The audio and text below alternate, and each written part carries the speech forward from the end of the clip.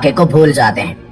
اسلام آباد کی رضوانہ کو ہی لے لیں، جو ایک جج کی بیوی کے وحشیانہ تشدد اور اس جج کی مجرمانہ معاونت کے باعث زندگی اور موت کی کشمکش میں مبتلا ہے۔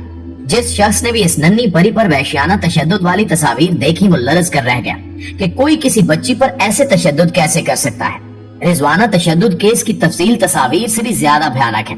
میڈیا رپورٹس کے مطابق بچی کے سر میں موجود زخموں میں کیڑے پڑ چکے تھے، ہڈیوں میں فریکچر کئی ماہ پرانا ہے، سر کی چوٹوں کے باعث آنکھیں، گردے اور جگر شدید متاثر ہیں اور اس کی حالت اب بھی خطرے میں ہے۔ سوشل میڈیا پر نہ چاہتے ہوئے بھی زخمی رضوانہ کی تصاویر اور ویڈیوز کا ڈھیر لگا ہوا ہے۔ پاکستان میں سوشل میڈیا استعمال کرنے والے ہر شخص نے اس معصوم کے زخمی چہرے اور سر کی ادڑی ہوئی، خون میں لتھڑی ہوئی کھال کی تصاویر لگا رکھی ہیں اور بچی کے لیے انصاف مانگا جا رہا ہے۔ اب اس ملک میں سب سے افسوسناک صورتحال یہ ہے کہ یہاں طاقتور کو انصاف کے کٹہرے میں کوئی نہیں لا سکتا، حالانکہ قانون ہے کہ 18 سال سے کم عمر بچوں سے مشقت نہیں کرائی جا سکتی۔ اب سوال یہ پیدا ہوتا ہے کہ دن بھر عدالت میں بیٹھ کر دوسروں کو آئین اور قانون کا بھاشن دینے والے اس جج کو یہ قانون معلوم کیوں نہیں تھا؟ اس نے ایک ننھی بچی کو گھر میں ملازمہ کیسے رکھا؟ اس جج کی بے ضمیر بیوی کو بعد میں سزا ملنی چاہیے۔ پہلے تو کالا عباب پہننے والے اس جج کو عبرت کا نشان بنایا جانا چاہیے کہ اس نے کیسے قانون کی خلاف ورزی کرتے ہوئے ایک کم سن بچی کو گھر میں ملازم رکھا۔ دوسرا معاملہ یہ کہ جب اس بچی کو بہیمانہ اور وحشیانہ تشدد کا نشانہ بنایا جا رہا تھا تو وہ جج صاحب کیا ستو پی کر سو رہے تھے؟ اور اب بھی اطلاعات ہیں کہ اثر و رسوخ استعمال کیا جا رہا ہے تاکہ معاملے کو دبایا جا سکے۔ ایف آئی آر میں سخت دفعات تک شامل نہیں کی گئی۔ یہی وہ دوہرا نظام انصاف ہے جس کے خلاف عمران خان جدوجہد کر رہے تھے، لیکن بدقسمتی سے اس ملک کی اشرافیہ کبھی یہ ہونے نہیں دے گی، کیونکہ جب ان کے اپنے مفادات پر ضرب پڑتی ہے تو یہ تمام جج، سیاستدان، بیوروکریٹ، صنعت کار، سرمایہ کار، جاگیردار وغیرہ اور مراد یافتہ طبقہ ایک ہو جاتا ہے۔ ناظرین گرامی، اس واقعے کے بعد پولیس کی جانب سے جو ڈھیلی ڈھالی ایف آئی آر درج کی گئی تھی اس میں تشدد کی دفعہ 328A شامل نہیں کی گئی۔ معاملہ جب میڈیا پر آیا، دباؤ بڑھا تو مجبوراً پولیس نے جج صاحب کی اہلیہ کے خلاف ملازمہ بچی پر تشدد کی ایف آئی آر میں وحشیانہ تشدد کر کے آزاد توڑنے کی دفعہ 328A شامل کی۔ اب یہ بھی سن لیں کہ پہلے پولیس نے یہ دفعہ کیوں نہیں لگائی تھی۔ اس کی وجہ یہ تھی کہ دفعہ 328A ناقابل ضمانت ہے۔ اگر یہ دفعہ پہلے شامل کر لی جاتی تو جلاد نما جج کی بیوی کو ضمانت نہیں مل سکتی تھی۔ پولیس نے یہ مقدمہ صرف حب سے بیجا میں رکھنے اور جان سے مارنے کی دھمکیاں دینے کی دفعات کے تحت درج کیا تھا۔ قانونی طور پر کمزور ایف آئی آر کی وجہ سے اسلام آباد کے سول جج عاصم حفیظ کی اہلیہ نے عدالت سے حفاظتی ضمانت حاصل کر لی تھی اور اب تک وہ یقیناً روپوش ہو چکی ہوگی۔ پولیس چند روز تک تامک ٹوئیاں مارے گی اور پھر اثر رسوخ استعمال کرتے ہوئے یہ عورت بری ہو جائے گی اور پھر کوئی اور ننھی رضوانہ اس کے وحشیانہ تشدد کا نشانہ بنے گی۔ ہم یہ بات اتنے وثوق اور یقین سے اس لیے کہہ رہے ہیں کہ آپ کو یاد ہوگا کہ 2017 میں بھی ایک جج کی بیوی نے طیبہ نامی بچی کو اسلام آباد میں وحشیانہ تشدد کا نشانہ بنایا تھا۔ اس بچی کا میڈیا کو دیا گیا بیان آج بھی آن ریکارڈ ہے کہ مالکن اسے گرم استری سے داغتی تھی۔ ناظرین گرامی، محرم الحرام کا مقدس مہینہ چل رہا ہے اور اس مہینے اور نواسہ رسول صلی اللہ علیہ وآلہ وسلم حضرت امام حسین رضی اللہ تعالی عنہ کی بے مثال قربانی ہمیں یہی درس دیتی ہے کہ ہم وقت کے یزید اور ظالم اور جابر حکمران کے خلاف کلمہ حق نہ صرف بلند کریں بلکہ باقاعدہ جہاد بھی کریں۔ یہ تو کوئی بات نہ ہوئی کہ ہم 1400 سال پہلے والے یزید کے خلاف تو آواز بلند کریں لیکن اپنے دور کے یزیدوں کو کچھ نہ کہیں۔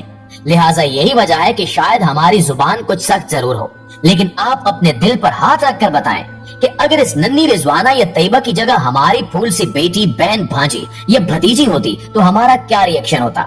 وزیر اعظم کی معاون خصوصی شیزہ فاطمہ خود اسپتال پہنچی اور جب انہوں نے اس معصوم کی یہ حالت دیکھی تو وہ بھی یہ کہنے پر مجبور ہو گئی کہ تشدد میں ملوث خاتون کو ضمانت ملنا افسوسناک ہے۔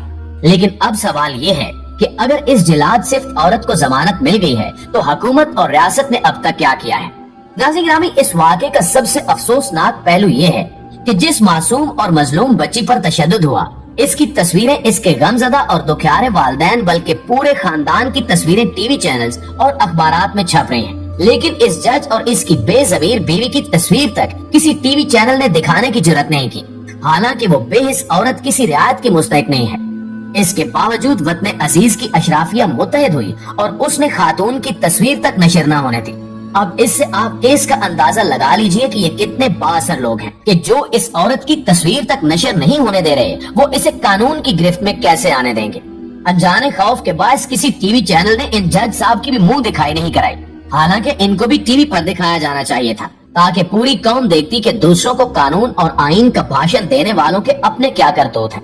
मुअज़्ज़िज़ दोस्तों, एक निहायत ही मुनज़्ज़म तरीके से जज और इसकी बीवी के हिमायती अशराफिया के नुमाइंदों ने मुहिम चलानी शुरू कर दी है कि वालिदैन असल कसूरवार हैं, कि इन्होंने अपनी इतनी छोटी बच्ची को काम पर क्यों रखवाया। इस किस्म के घटिया और वाहियात सवालात उठाने वालों को शर्म से डूब मरना चाहिए, क्योंकि इन्हें अंदाजा ही नहीं है कि महंगाई के इस दौर में लोग किस कसम पुर्सी से अपनी जिंदगी की गाड़ी को खींच रहे हैं। रिजवाना या इस जैसी किसी भी बच्ची के वालिदैन अगर अपनी बेटियों को काम पर लगाते हैं तो ये मौजूदा मुआशी सूरत हाल में इनकी वो मजबूरी है जिसके अलावा इनके पास कोई दूसरा रास्ता नहीं है।